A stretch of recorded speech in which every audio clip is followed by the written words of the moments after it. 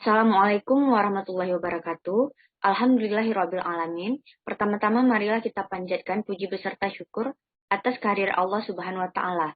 Dan salawat beriring salam tak lupa pula kita sanjungkan ke pangkuan Nabi besar Muhammad Shallallahu alaihi wasallam. Pada kesempatan kali ini, saya akan mempresentasikan hasil penelitian saya yang berjudul Pengaruh Komitmen Anggaran dan Intensitas Moral Terhadap Kecenderungan Menjadi Whistleblower dengan Gaya Kepemimpinan sebagai Pemoderasi. Studi pada Pemerintahan Kabupaten Aceh Jaya. Penelitian ini dibimbing oleh Pak Bapak Adnan SE MSI. Kemudian kita akan masuk pada latar belakang. Kecurangan adalah penipuan yang sengaja dilakukan dan tanpa disadari merugikan, terlepas dari keuntungan yang didapat. Kecurangan di sektor pemerintahan yang paling menjadi perhatian adalah tindak pidana korupsi. ACVE juga mengatakan kecurangan dibagi menjadi 3, yaitu ada korupsi, penyalahgunaan aset, serta kecurangan laporan keuangan.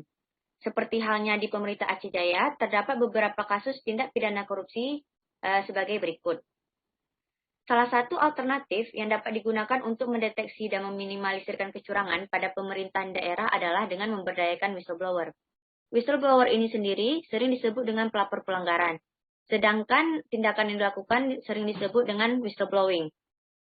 Faktor-faktor yang mempengaruhi seorang menjadi whistleblower diantaranya adalah komitmen anggaran dan intensitas moral, serta gaya kepemimpinan juga dapat mendorong kecenderungan individu dalam melakukan whistleblower. Kemudian ada rumusan masalah. Salah satu rumusan masalah pada penelitian ini yaitu bagaimana pengaruh komitmen anggaran dan intensitas moral terhadap kecenderungan menjadi whistleblower pada pemerintahan Kabupaten Aceh Jaya. Salah satu tujuan penelitiannya yaitu untuk mengetahui pengaruh komitmen anggaran dan intensitas moral terhadap kecenderungan menjadi whistleblower pada pemerintahan Kabupaten Aceh Jaya. Manfaat penelitian pada penelitian ini ada manfaat teoritis dan juga ada manfaat praktis. Seperti yang tertera pada PPT berikut ini. Kemudian kita masuk pada landasan teori. Yang pertama ada prosocial behavior theory.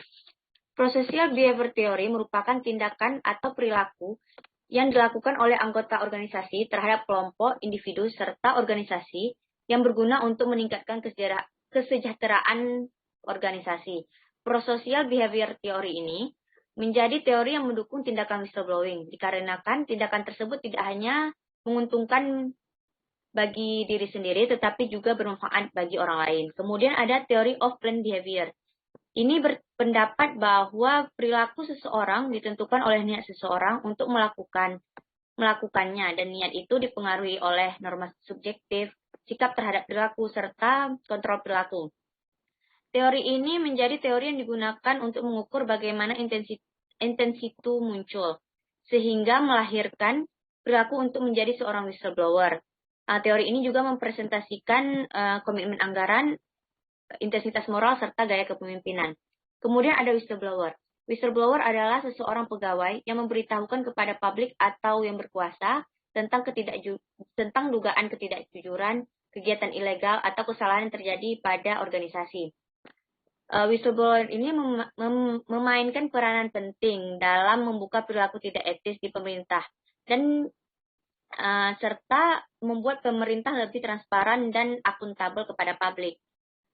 Whistleblowing ini juga lebih efektif dalam memerangi kecurangan daripada internal audit, external audit, serta sistem internal control. Kemudian ada komitmen anggaran. Budget goal komitmen merupakan sejumlah komitmen untuk mencapai tujuan, yang berarti manajer yang memiliki tingkat komitmen yang tinggi untuk mencapai target anggaran akan memiliki pandangan yang positif dan akan berusaha melakukan yang terbaik untuk mencapai tujuan anggaran. Berbagai studi juga menunjukkan kinerja individu lebih baik ketika mereka menerima dan memiliki komitmen untuk mencapai tujuan tersebut. Kemudian ada intensitas moral. Intensitas moral merupakan variabel atau konstruk yang terdiri atas karakteristik yang merupakan perluasan dari berbagai isu yang berkaitan dengan isu moral, yang kemudian hal tersebut dapat mempengaruhi persepsi dan keyakinan seorang individu mengenai hal yang kemudian ia percayai. Individu dengan intensitas moral yang tinggi akan memiliki kecenderungan untuk melaporkan kesalahan dikarenakan adanya rasa tanggung jawab sehingga akan meningkatkan keinginan seseorang untuk melaporkan kecurangan. Kemudian ada gaya kepemimpinan.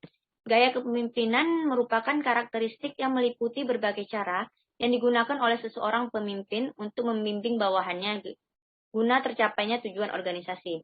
Gaya kepemimpinan yang baik akan membuat karyawan merasa lebih dihargai dan membuat karyawan menaruh kepercayaan kepada atasannya sehingga mereka senantiasa untuk melaporkan kecurangan yang terjadi. Kemudian berikut adalah tabel penelitian terdahulu. Kemudian ada kerangka pemikiran di mana X1-nya komitmen anggaran, X2 intensitas moral, Z gaya kepemimpinan, serta whistleblower sebagai Y. Kemudian ada hipotesis pada penelitian ini, ada 5, salah satunya yaitu komitmen anggaran dan intensitas moral berpengaruh positif terhadap kecenderungan menjadi whistleblower pada pemerintahan Aceh Jaya. Kemudian kita masuk pada metode penelitian. Ruang lingkup penelitian ini hanya terkait pada variabel-variabel yang akan diteliti dalam lingkup wilayah pemerintahan Kabupaten Aceh Jaya. Kemudian jenis penelitian ini adalah penelitian kuantitatif, di mana sumber yang digunakan merupakan data primer. Teknik pengumpulan data menggunakan metode angket atau kuesioner. Pada penelitian ini, populasinya yaitu seluruh karyawan SKPK Aceh Jaya yang berjumlah 44 SKPK dengan jumlah pegawai sebanyak 2.995 pegawai. Sampel pada penelitian ini diambil menggunakan teknik Slovin, di mana setelah perhitungan yang terjadi, sampelnya menjadi 97 pegawai SKPK. Kemudian berikutnya adalah tabel operasional variabel. Kemudian ada metode analisis data. Yang pertama ada uji validitas dan reliabilitas. Uji validitas dilakukan untuk menguji valid tidaknya suatu kuesioner. Sedangkan reliabilitas bertujuan untuk sebagai alat ukur yang digunakan untuk mengukur kuesioner sebagai indikator variabel. Kemudian ada uji asumsi klasik. Uji asumsi klasik ini terbagi 3, yaitu uji normalitas, uji multikolineritas, dan uji heteroskedasitas. Kemudian ada analisis regresi linear berganda. Analisis regresi linear berganda ini bertujuan untuk mengetahui pengaruh hubungan antara variabel bebas dengan variabel terikat. Berikut merupakan persamaan regresi linear berganda. Kemudian dalam menguji variabel moderasi digunakan uji MRA. Berikut merupakan persamaan regresi MRA seperti yang telah dipaparkan di PPT berikut ini. Kemudian ada uji hipotesis. Uji hipotesis ini terbagi atas 4, yaitu ada koefisien determinasi atau R2, uji statistik F, uji statistik T, dan uji interaksi atau MRA. Penjelasan uji hipotesis akan dijelaskan pada slide berikutnya. Kemudian kita masuk pada hasil uji kualitas data. Yang pertama ada hasil uji validitas. Uji validitas ini ketentuannya yaitu R hitung harus lebih besar daripada R tabel. Di sini R tabelnya yaitu 0,2017. Di mana kita lihat R hitungnya yaitu setiap variabel lebih besar daripada R tabel. Berarti kesimpulannya ialah seluruh item kuesioner, seluruh item pertanyaan kuesioner dinyatakan valid. Kemudian ada uji reliabilitas. Uji reliabilitas ini ditentukan dengan melihat nilai Cronbach alpha-nya, di mana nilai Cronbach alpha harus lebih besar, harus di atas 0,60. Di sini seluruh item pertanyaan kuesioner di atas 0,60. Berarti dinyatakan kuesioner tersebut reliable. Kemudian kita masuk kepada uji normalitas. Uji normalitas ini ketentuannya yaitu nilai signifikannya harus lebih besar dari 0,05 dan pada grafik PP plot harus titik-titiknya harus menyebar mengikuti garis diagonalnya.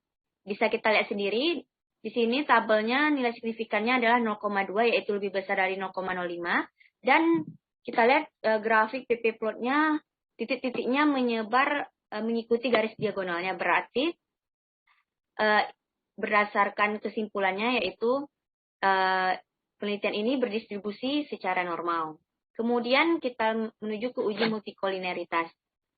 Di sini nilai toleransinya semua di atas 0,5 0,1, sedangkan fifth-nya di bawah 10, di mana berarti ini sesuai dengan ketentuan yang berlaku, di mana tidak terjadinya multikolineritas.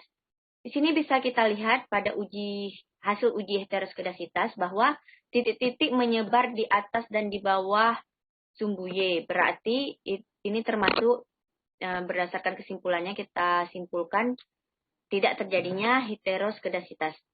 Kemudian ada analisis regresi berganda. Bisa kita lihat dari nilai signifikannya, di mana setiap variabel penelitian yaitu nilai komitmen anggaran sebesar 0,25, sedangkan intensitas moral sebesar 0,00, di mana berarti di bawah 0,5. Berarti komitmen anggaran dan intensitas moral dinyatakan berpengaruh terhadap kecenderungan menjadi seorang whistleblower. Persamaan dari regresi linear berganda ini yaitu Y sama dengan minus 5,037 ditambah 0,343 dikali X1 ditambah 0,675 kali X2 ditambah E. Kemudian persamaan MRA-nya yaitu Y sama dengan 4,964 ditambah 2,510 dikali X1 dan seterusnya bisa dilihat di PPT. Di sini bisa kita lihat nilai signifikan interaksi komitmen anggaran dan interaksi intensitas moral bahwa di komitmen anggaran tidak signifikan, sedangkan di intensitas moral signifikan. Berarti variabel moderasi itu memperlemah variabel bebas untuk terhadap kecenderungan menjadi whistleblower. Kemudian kita masuk kepada uji hipotesis. Uji hipotesis ini di R2 kita melihat pada R square-nya, di mana dapat dijelaskan hal whistleblower dapat dijelaskan oleh 3 variabel bebas, yaitu sebesar 51,5%.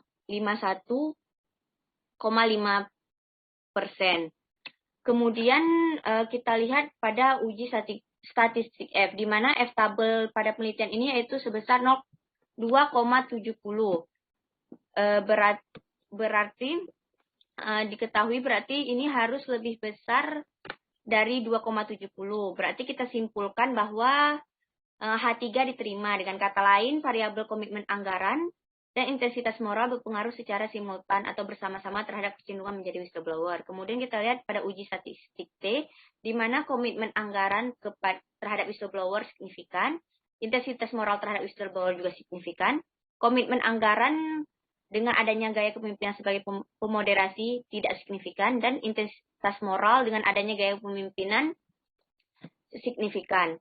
Ini berarti hipotesis H4 tidak diterima atau ditolak. Sedangkan hipotesis 1, 2, dan hipotesis 5 diterima. Kemudian kita masuk pada kesimpulannya ya, pada penelitian ini. Yang pertama adalah komitmen anggaran berpengaruh positif dan signifikan terhadap kecenderungan menjadi whistleblower pada pemerintah Aceh Jaya. Intensitas moral berpengaruh positif dan signifikan terhadap kecenderungan menjadi whistleblower pada pemerintahan Aceh Jaya. Selanjutnya dapat dilihat pada PPT berikut ini. Kemudian ada keterbatasan penelitian. Salah satunya yaitu pengumpulan data dilakukan dengan menyebarkan kuesioner, sehingga kemungkinan besar responden tidak serius dalam melakukan pengisian kuesioner dan terdapatnya perbedaan persepsi dengan keadaan yang sebenarnya. Kemudian ada saran pada penelitian ini. Sarannya ada 2, yaitu ada saran akademis dan saran praktis. Salah satu saran akademisnya yaitu diharapkan untuk penelitian seharusnya menambahkan variabel lainnya seperti kontrol perilaku, komitmen organisasi, dan lain-lainnya. Sedangkan salah satu saran praktisnya yaitu hasil penelitian ini diharapkan meningkatkan niat seseorang untuk menjadi seorang whistleblower sehingga berkurangnya kecurangan yang terjadi di lingkungan tempat kerja atau organisasi. Sekian presentasi yang dapat saya sampaikan, lebih dan kurang saya mohon maaf. Wabillahi taufiq wal hidayah. Assalamualaikum warahmatullahi wabarakatuh.